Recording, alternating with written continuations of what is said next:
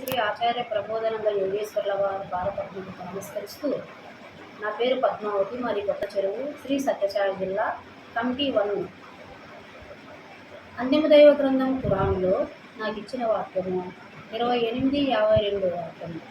మేము లోగడ ఎవరికైతే గ్రంథము ఇచ్చామో వారు దీనిని ఖురాన్ను కూడా విశ్వాసిస్తారు.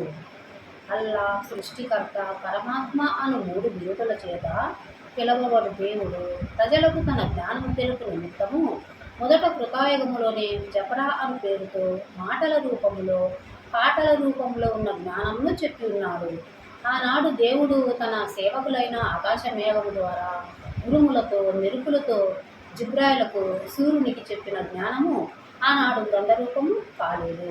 చివరకు ద్వాపరాయుగమున అదే జ్ఞానంనే శ్రీకృష్ణుడు అను పేరుతో ఉన్న భగవంతుడు దేవుని చేత పంపబడిన మనిషి అర్జునుడు అను వ్యక్తికి చెప్పగా అతడు వ్యాసుడు అతనికి తిరిగి చెప్పాడు.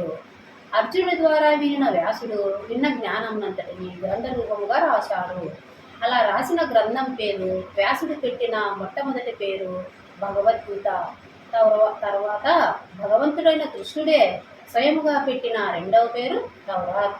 ఇది ఒక యుగము ముందు అనగా గడచిపోయిన ద్వాపరాయుగంలో దేవుడు ఇచ్చిన గ్రంథము.